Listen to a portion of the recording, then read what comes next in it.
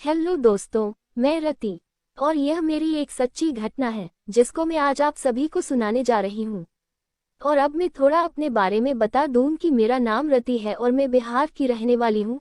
मेरी उम्र 25 है और मेरा हर एक हिस्सा अपने पूरे आकार में ढला हुआ है। मेरा रंग गोरा, लंबाई 5.5 फीट है। और अब मैं अपनी कहानी शुरू करती हूँ।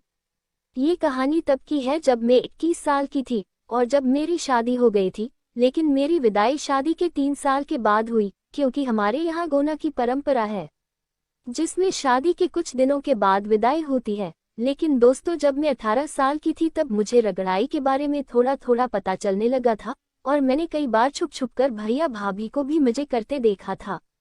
और अब मेरे इंतजार की घड़ी खत्म हो गई और मेरी सुहागरात की रात आ ही गई। मैं जिसके बारे में सोच सोचकर मन ही मन बहुत खुश थी। मैं 5 सालों से तड़प रही थी, पर बदनामी के डर के कारण कभी कुछ कर नहीं पाई, बस गाजर मूली से ही दोस्ती रखी थी।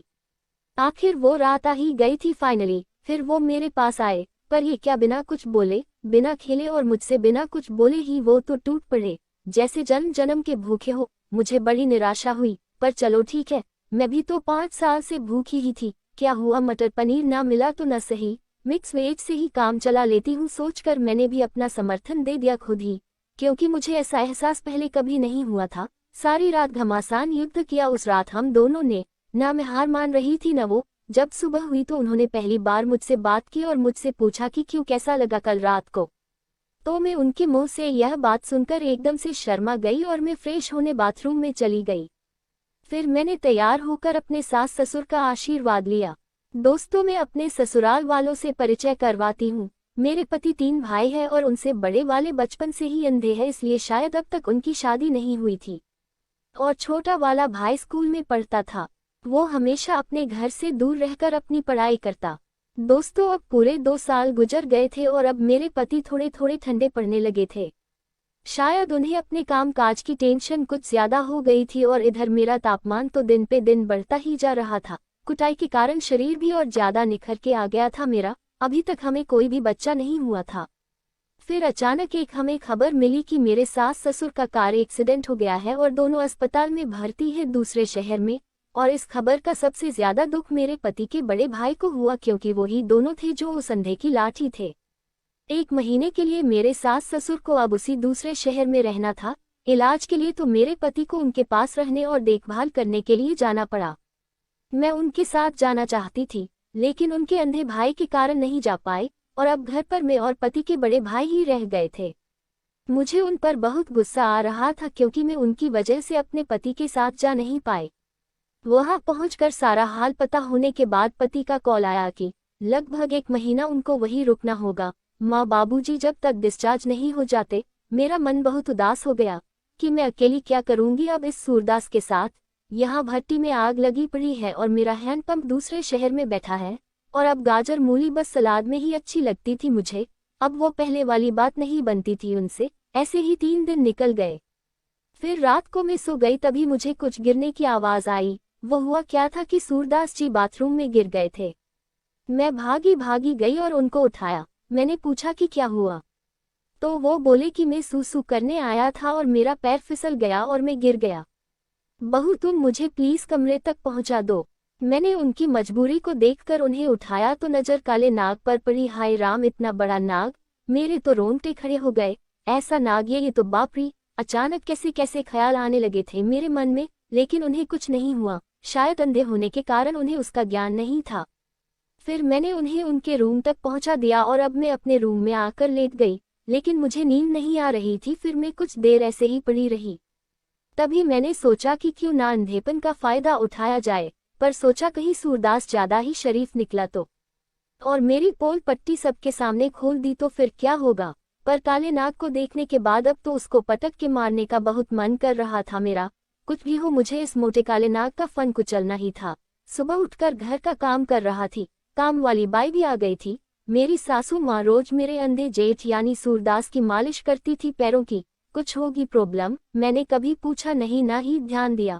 पर अब मेरी सासू माँ के नहीं होने से सूरदास की मालिश काम वाली बाई कमला कर रही थी कुछ दिनों से। बीबी जी, कुछ काम है क्या? मैं बाबूजी को तेल लगा कर आ जाओ, कमला बोली। मैंने कहा हाँ लगा दो, अभी तो कुछ काम नहीं मुझे। वो मेरे जेठ के कमरे में चली गई और दरवाजा बंद कर लिया। मैं अपने काम में लगी रही। मैं किचन का काम निपटा कर अपने रूम में जाने लगी तो ख्याल आया कि अरे कमला अभी तक क्या कर रही, इतनी देर हो गई। माँ जी तो 5 मिनट में लगा देती थी तेल। मैंने जाकर देखना चाहा तो दरवाजा बंद। साला ये क्या चक्कर है, समझ नहीं आ रहा था मुझे। रूम का दरवाजा पुराने जमाने का था, जिसकी झिरियों से अंदर देखा जा सकता था। मैंने झिरी में अपनी एक आंख लगाई और देखने लगी। मेरी आंख फटी की फटी रह गई।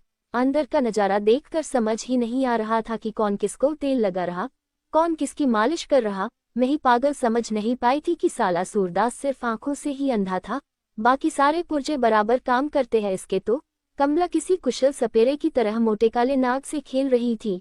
मेरा तो देखकर ही दिल दहल गया था। साला एक तो मेरी दुकान की हड़ताल चल रही और इधर कमला माला लूट रही है। मुझे तो अपनी काम वाली बाई से ही जलन होने लगी। मैं हाल में आकर सोफे पर बैठ गई और प्लान बना लिया था कि क्या करना है अब, क्योंकि नागराज तो हमको भी भाग गए थे। जब आधे घंटे बाद कमला बाहर आई तो मैंने उसे बुलाया और कहा, ये सब क्या चल रहा है कमला, और कब से चल रहा है? क्या बीबी जी?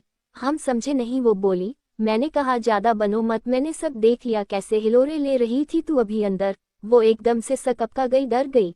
वो रोने लगी, गिड़गिड़ाने लगी। बीबी जी गलती हो गई, आगे से नहीं होगी, आप किसी को मत बोलना। मैं गरीब हूँ, अगर काम से निकाल दिया तो बच्चे क्या खाएंगे, और मेरा शराबी पति तो मार डालेगा मुझे बाबूजी ने कुछ पैसे दिए ये करने को, तो मैं लालच में आ गई, और मेरा पति भी कुछ करता नहीं तो मुझे भी जरूरत लगती है तो मैंने भी हाँ कर दी बीबी जी। मैंने कहा अच्छा, अगर तुझे और पैसे मिले तो कैसा रहेगा कमला, मैंने कहा। कमला बोली, बीबी जी मैं समझी नहीं। देख कमला, जिस नाग को तू दूध पिला रही है, असल में उस नाग पर मेरी नज़र भी बहुत टाइम से है, लेकिन हाथ लगाने से डर रही हूँ।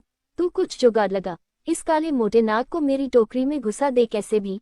इसका सारा जहर मैं निचोड़ निचोड़ के निकालना चाहती हूँ, लेकिन नाग को पता चले बिना। कमला बोली, बस इतनी सी बात बीबी जी, कल ही हमला बोल दो ना। मैंने कहा कैसे? अरे बीबी जी वो तो सूरदास है, उसको क्या पता तेल लगाने कौन आया है, मैं या आप बीबी जी। मैं बोली, अरे वाह कमला, तू तो एक नंबर की लपड़छंडूस निकली बे, क्या दिमाग लगाया है।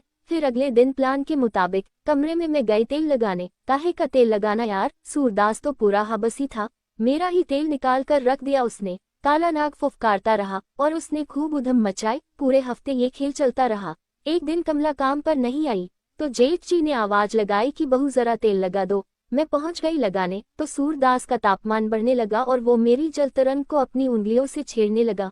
मैंने बोला, जेठ जी क्या करते हो, मैं कमला नहीं हूँ। सूरदास हंसते हुए बोला, अरे प्यारी बहुरानी तो रोज कहाँ कमला होती है, जब मैं बाजा बजाता हूँ। मैं अंधा हूँ बहुरानी, बेवकूफ नहीं हूँ।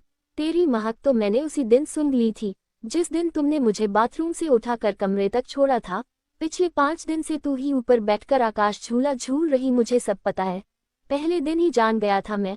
फिर हम दोनों हंसने लगे। अब सारे राज खुल चुके थे तो सारे पर्दे भी हट चुके थे।